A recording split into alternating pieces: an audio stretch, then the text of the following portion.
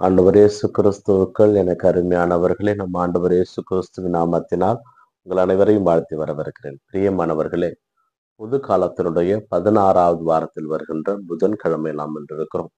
இன்றைய வாசக பகிர்வு சிந்தனைக்காக நமக்கு கொடுக்கப்பட்டிருப்பது முதல் வாசகமாக விடுதலை பயண நூலிலிருந்தும் நற்செய்தி வாசகமாக மத்தேயு நற்செய்தியிலிருந்து நமக்கு செய்திகள் கொடுக்கப்பட்டிருக்கிறது. பிரியமானவர்களே, இஸ்ரவேல் மக்களுடைய முணுமுணுப்பை கடவுள் கண்ணோக்குகிறார். தான் விரும்பி ஏற்றுக்கொண்டு அழைத்து வந்த மக்களினங்கள் மோசேவுக்கு எதிராகவும் ஆரோனுக்கு எதிராகவும் முணுமுணுப்பதை அவர் கவனிக்கிறார். இறைச்சி பாத்திரத்திலே அமர்ந்து கொண்டு நாங்கள் ஒருவேளை எகிப்திலே இருந்திருந்தால் இறைச்சி உண்டிருப்போம், அப்பம் உண்டிருப்போம், அங்கே இறந்திருப்போம், இப்படி எங்களை பசியால் கொள்ளுகிறீரே என்று அவர்கள் முணுமுணுப்பதை கடவுள் கேட்டு தான் பெற்ற பிள்ளைகள், தான் வழிநடத்திய பிள்ளைகள் ஆசையோடு கேட்கிறார்கள் என்று அன்று மாலையிலிருந்து அவர்களுக்கு காடையும் அப்பத்தையும் கொடுக்கிறார். வானிலிருந்து அவர்களுக்கு அதை கொடுத்ததால் அவர்களுக்கு என்னவென்று அது தெரியவில்லை. மோசே வழியாக அதை தெரிந்து கொள்கிறார்கள்.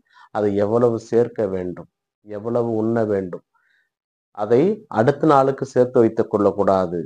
சனிக்கிழமை மட்டும் ஓய்வு நாளில் எந்த வேலையும் செய்யாமல் இருக்க சனிக்கிழமை சேர்த்து வைத்துக் கொள்ள வேண்டும் என்ற ஒரு கட்டளையும் அங்கே பிறப்பிக்கப்படுகிறது. அதை அவர்கள் சிலர் ஏற்றுக்கொண்டார்கள், சிலர் தெரியாமல் செய்தார்கள். ஆனாலும் ஆண்டவர் அதை சேர்த்து வைத்ததை பாழாக போ செய்தார். கடவுளுடைய வார்த்தை நமக்கு கொடுக்கப்படுகிறது என்றால் அந்த வார்த்தைக்கு உண்டான மதிப்பை நாம் கொடுக்க கடமைப்பட்டிருக்கிறோம். கடவுள் ஒரு வார்த்தை நமக்கு சொல்லுகிறார் என்றால் அது நம் நல்லதற்காக, நாம் வாழ வேண்டும் என்பதற்காக தான் சொல்லுகிறார். அதை நாம் ஏற்றுக்கொண்டு அதன்படி நடக்கின்ற பொழுது நாம் வாழ்வு பெறுகிறோம். இது உண்மை, இது நிச்சயம்.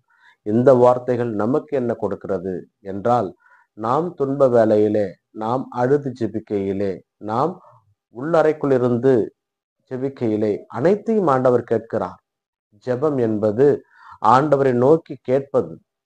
அது இன்பமாக இருந்தாலும் சரி, துன்பமாக இருந்தாலும் சரி, ஆபத்து வேலையாக இருந்தாலும் சரி, எந்த நேரத்திலும் ஆண்டவரை நோக்கி நாம் கூக்குரல்கின்ற பொழுது நம்முடைய குரலை கேட்க அவர் காத்து கொண்டிருக்கிறார். எப்பொழுதெல்லாம் இஸ்ரவேல் மக்கள் ஆண்டவரே என்று உரக்க கத்தினார்களோ அவர் இறங்கி வந்தார், அவர்களை சந்தித்தார்.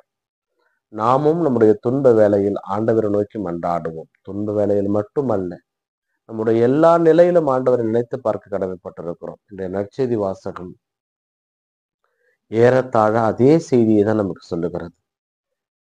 ஒருவர் விதைக்க செல்கிறார். அதிலே சில விதைகள் வழியோரம் விழுந்தன, பறவைகள் உண்டு விட்டன.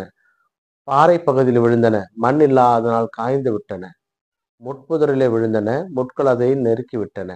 நல்ல நிலத்தில் விழுந்தன, 100 மடங்காகவும் 60 மடங்காகவும் 30 மடங்காகவும் பலனளித்தன என்று இயேசு கிறிஸ்து தன்னுடைய சீடர்களிடம் சொல்லுகிறார். இங்கே விதை என்பது நியாயம்தான், நல்லதுதான். அந்த விதை என்ன விதையாக இருக்கிறது என்பதை நாம் சிந்திக்க கடமைப்பட்டிருக்கிறோம். நல்ல விதையாக இருந்தால் அது நன்றதை கொடுக்கும். தீய விதையாக இருந்தால் அதனால் ஒரு விதையை போடுகின்ற பொழுதே அந்த விதை எதற்கானது என்பதை நாம் முடிவு செய்ய கடமைப்பட்டிருக்கிறோம்.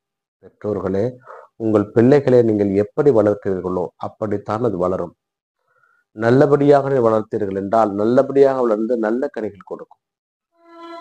தீய எண்ணங்களோடு வளர்த்தீர்கள் என்றால் தீமையான ஆட்களாக மாறி சமுதாயத்திற்கே ஒரு இழிவான செயலை ஏற்படுத்துவார். அதனால் இறைவனுடைய வார்த்தையை உங்கள் பிள்ளைகளுக்கு குழந்தையிலிருந்தே கற்றுக் கொடுங்கள்.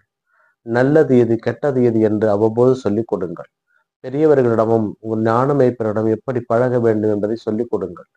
இவை அனைத்தும் கடவுள் நமக்கு தன்னுடைய அறிவின் வழியாக சொல்லிக் கொடுத்திருக்கிறார். கடவுள் நம்மோடு இருக்க முடியாது என்றுதான் தன்னுடைய தாயை நமக்கு கொடுத்தார், தன்னையே நமக்கு கொடுத்தார். அதனால் அவர் நம்மோடு இருக்கிறார், நம்மை அவர் வழிநடத்துகிறார். உங்கள் மனசாட்சி சொல்வதற்கு நீங்கள் செவிமடுங்கள், அது போதும். ஏனென்றால் மனசாட்சியின் வழியாக கடவுள் உங்களோடு பேசுவார். இந்த நாள் உங்களுக்கு இனிய நாளாகவே அமையட்டும். நிறைவேறி சென்று வாழ்த்த பெறுவாராக. ஆமேன்.